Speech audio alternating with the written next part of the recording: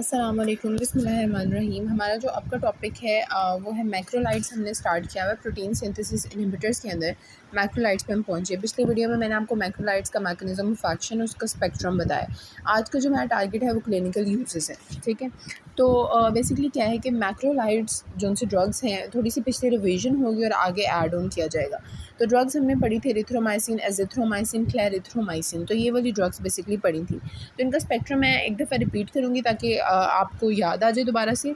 और हम इसको थोड़ा थिक कर लेते हैं, कलर चेंज कर लेते हैं। ओके, तो हमने क्या पढ़ा था कि ग्राम पॉजिटिव कोकाई के अंदर ये इंपॉर्टेंट है, जबकि मरसा के अंदर इंपॉर्टेंट नहीं है। Gram positive cocci like streptococcus, और फिर उसके बाद atypical organisms like chlamydia, mycoplasma, ureaplasma, ये वाली हो गई। फिर उसके बाद ग्राम नेगेटिव में आपको बताया था लेजिनेला कैम्पेलोबैक्टर, और फिर उसके बाद हेलिकोबैक्टर पाइलोरी, और इसके अलावा मैक जो होता है माइकोबैक्टीरियम एवियम इंट्रासेलुलर, उसके अगेंस्ट भी होता है। इसके अंदर माइकोलिक एसिड वगैरह वाली चीज़ होती है। तो ये एसिड फास्ट ऑर्गेनिज्म, तो ये इसका आपको बताया। और ये जो माइकोप्लाज्मा है और माइकोप्लाज्मा और क्लेमाइडिया, ये जो ऑर्गेनिजम्स ये कम्युनिटी एक्वायर्ड निमोनिया कोज करते हैं, तो इसलिए हम मैक्रोलाइड्स को इनकी ट्रीटमेंट में यूज़ कर सकते हैं। एक दफ़ा स्पेक्ट्रम दोबारा से देख रहे हैं। हमारे पास क्या, सबसे पहले स्ट्रेप्टोकोकस, फिर उसके बाद है कॉर्निबैक्टीरियम, मोरेक्सेला, निजीरिया, ठीक है, हीमोफिलस, लेजिनेला, ये वाले सारे ऑर्गेनिजम्स आ गए। फिर एटिपिकल्स की अगर हम बात करें तो माइकोप्लाज्मा, क्लेमाइडिया और MAC that is mycobacterium avium intracellularly. अगर डिजीज़ की बात करें तो जो से बैक्टीरिया उनकी डिजीज़ पहले आप देख लें। जैसे लेजिनेला है तो जो डिज़ीज़ को कॉज करेगा लेजिनेलोसिस, लाइक सबसे ज़्यादा इंपॉर्टेंट जो पोटेंट हमारे पास इस वक्त मैक्रोलाइड है वो एजिथ्रोमाइसिन है, तो सबसे ज़्यादा वो यूज़ किया जाता है, ठीक है। तो लेजिनेलोसिस के अंदर यूज़ करेंगे। फिर माइकोप्लाज्मा जो है वो क्या करता है, वो एटिपिकल ऑर्गेनिज्म है जो कि निमोनिया कॉज करेगा, तो हम उसकी ट्रीटमेंट में यूज़ करेंगे। माइकोबैक्टीरियम एवियम इंट्रासेलुलरली, बेसिकली क्या है, ये हम इसको देते हैं, ठीक है। और ट्रीटमेंट उसको उस बैक्टीरिया को किल करने के यूज़ होता है। इस तरह कॉर्निबैक्टीरियम डिफ्थीरिया कॉज करेगा और क्लेमाइडिया के इन्फेक्शंस। तो ये बेसिकली आपसे अगर कोई क्लिनिकल यूजेस पूछे तो आपने कह देना है लेजिनेलिस निमोनिया कॉज बाय माइकोबैक्टीरियम, और फिर उसके बाद नहीं माइकोप्लाज्मा न्यूमोनिया, फिर माइकोबैक्टीरियम जो डिजीज़ को कॉज करता है उसके अगेंस्ट कौन। तो ये सारे आपने 5 नाम लिख देने। अगर आपको अभी कन्फ्यूजन हो रही है तो अभी यहाँ से आप देखेंगे तो इंशाल्लाह कन्फ्यूजन नहीं होगी। सबसे पहले आप देखिए एंटीबैक्टीरियल स्पेक्ट्रम। एंटीबैक्टीरियल स्पेक्ट्रम को हमने 3 बेसिस पे किया हुआ, ठीक है। तीनों ड्रग्स का हमने डिफरेंट देखना है कि किसका स्पेक्ट्रम कैसा है, like erythromycin, azithromycin and clarithromycin.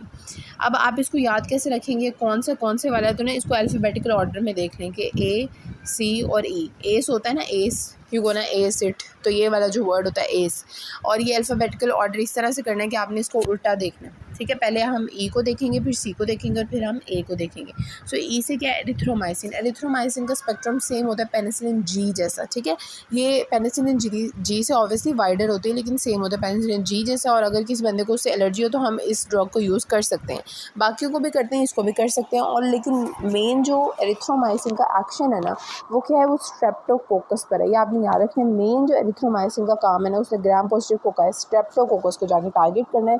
गले दर्द और इस तरह के जो मसाइल होते हैं ना, उसको वो ट्रीट कर रही होती है। फिर उसके बाद क्लेरिथ्रोमाइसिन जो है, क्लेरिथ्रोमाइसिन उसकी एरिथ्रोमाइसिन जैसी एक्टिविटी है, उसमें कुछ एड ऑन चीज़ें आ जाती हैं, वो भी हम थोड़ा आगे भी देखते हैं। लेकिन जैसे हीमोफिलस क्लेमाइडिया, इस तरह के हेलिकोबैक्टर, तो ये एच और C, haemophilus helicobacter and chlamydia, इन इन्फेक्शंस के अगेंस्ट हम क्लेरिथ्रोमाइसिन को ज़्यादा यूज़ कर सकते हैं।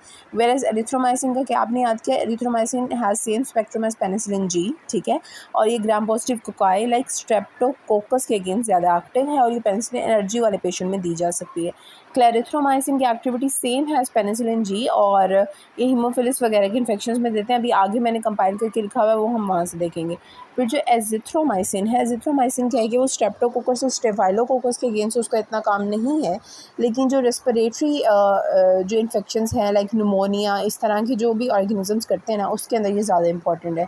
फॉर एग्जांपल हीमोफिलस, मोरेक्सेला, ठीक है, माइकोप्लाज्मा, तो इन सब के अगेंस्ट ये ज़्यादा एक्टिव है। आपने जो 2 नाम लाजमी याद रखने हैं, 2 नहीं बल्कि 3 नाम आप याद करें। सबसे पहले हीमोफिलस, मोरेक्सेला, हीमोफिलस, मोरेक्सेला, ठीक हो गया। कितने हो गए? Haemophilus, moraxella and then chlamydia. तो बेसिकली ये 3 बैक्टीरिया के अगेंस्ट ये वाली ड्रग ज़्यादा एक्टिव है, ठीक है। एरिथ्रोमाइसिन क्या है? वो पेनिसिलिन जी के और भी आगे भी मैं आपको बताऊंगी। ये आपने ना, ये मेन पॉइंट्स हैं, इसके बाद हम तीनों ड्रग्स में चीज़ें ऐड कर देंगे। मेन पॉइंट्स क्या हैं कि एरिथ्रोमाइसिन पेनिसिलिन जी का उसका सेम स्पेक्ट्रम है और ग्राम पॉजिटिव लाइक स्ट्रेप्टोकोकस के अगेंस्ट ये एक्टिव होती है। दूसरे नंबर पर क्लैरिथ्रोमाइसिन, वो क्या करती है? उसका स्पेक्ट्रम एरिथ्रोमाइसिन जैसा है, लेकिन हम हीमोफिलस को और हेलिकोबैक्टर को, माइकोप्लाज्मा, लेजिनेला, इस तरह के ऑर्गेनिजम्स को हम ऐड कर देते हैं उसमें। और एजिथ्रोमाइसिन क्या है? उसका स्पेक्ट्रम दोनों से बेहतर है और मैंने आपको बताया वो मोस्ट इंपॉर्टेंट ड्रग है। ए में सबसे पहले आ रही है ना, तो ये सारे मैक्रोलाइड्स में जो अभी तक हमारे पास है उसमें ज़्यादा इंपॉर्टेंट है। ये किन के अगेंस्ट एक्टिव होगी? जो रेस्पिरेटरी इन्फेक्शंस कराते हैं। कौन कौन से? 3 बैक्टीरिया के नाम आपको याद कराए, haemophilus, moraxella and chlamydia. Haemophilus, moraxella and chlamydia. और उसके अलावा ये मैक के अंदर भी हम इसको यूज़ कर सकते हैं। तो इतना अगर आपको याद हो गया तो फिर आगे आप देखिएगा, आगे मैंने ये लिखा हुआ है कि अब ये थोड़ा ज़्यादा डिटेल्ड है। सबसे पहले तो हमने ये बात की कि erythromycin is effective in the treatment of gram positive cocci like Streptococcus. This is the most important point. फिर इसके अलावा ये ग्राम नेगेटिव के अंदर भी यूज़ होती है। ऑब्वियसली सिर्फ इतना सा स्पेक्ट्रम तो नहीं, ये ब्रॉड स्पेक्ट्रम ड्रग्स है। तो ग्राम नेगेटिव जो नाम हमने स्पेक्ट्रम में पढ़े वो यहाँ ऐड कर देने, ग्राम नेगेटिव और एटिपिकल्स। तो स्पेक्ट्रम में हमने क्या किया, मैंने आपको बताया लेजिनेला, कॉर्निबैक्टीरियम, कैम्पाइलोबैक्टर, ठीक है। फिर जो हमने एटिपिकल्स पढ़े कौन कौन से नाम है? Mycoplasma, chlamydia and ureaplasma. तो बेसिकली ये 6-7 नाम आपने याद करने। आपने कहना है कि जो एरिथ्रोमाइसिन है उसको, एरिथ्रोमाइसिन में क्या क्या पॉइंट्स करें? नंबर 1, इसका स्पेक्ट्रम है सेम एज पेनिसिलिन जी और उसकी एलर्जी में हम ये ड्रग दे सकते हैं। फिर ये सबसे इंपॉर्टेंट है gram positive cocci like streptococcus के इन्फेक्शन में और मर्सा में काम नहीं आती। फिर तीसरे नंबर पर हमने एक और पॉइंट ऐड करना है कि दूसरे इन्फेक्शन में भी दी जा सकती है, जिसमें आते हैं सबसे पहले तो एटिपिकल्स। एटिपिकल्स हमने 3 लिख देने हैं, माइकोप्लाज्मा, क्लेमाइडिया एंड यूरोप्लाज्मा, ठीक है। एटिपिकल्स देखिए, फिर उसके बाद ग्राम नेगेटिव वाले लिख देने हैं लाइक लेजिनेला और कैम्पाइलोबैक्टर, ठीक है। और कॉर्निबैक्टीरियम मुझे कंफर्म नहीं है, कैम्पाइलोबैक्टर और कॉर्निबैक्टीरियम में से 1 ग्राम पॉजिटिव है, 1 ग्राम नेगेटिव है। तो बेसिकली आपने फिर इन दोनों का नाम लिख देना है। तो ये होप्स आपको क्लिनिकल यूजेस इसके समझ आ गए होंगे। एरिथ्रोमाइसिन के क्या है? Gram positive cocci, streptococcus and then mycoplasma, chlamydia, ureaplasma और फिर कैम्पाइलोबैक्टर, कॉर्निबैक्टीरियम एंड लेजिनेला, ठीक हो गया। फिर इसके बाद आ जाते हैं क्लैरिथ्रोमाइसिन। इसका स्पेक्ट्रम आपको पता है सेम एज एरिथ्रोमाइसिन है, सिवाय कि इसकी एक्टिविटी कुछ ऑर्गेनिजम्स के अगेंस्ट ज़्यादा है। और वो कुछ ऑर्गेनिजम्स कौन से थे ये आप दोबारा से देखें, हीमोफिलस, ठीक है, क्लेमाइडिया, मोरेक्सेला और हेलिकोबैक्टर। ये बड़ा इंपॉर्टेंट है। इन कुछ ऑर्गेनिजम्स जिनके अगेंस्ट उसकी एक्टिविटी ज़्यादा है वो उनमें से ये।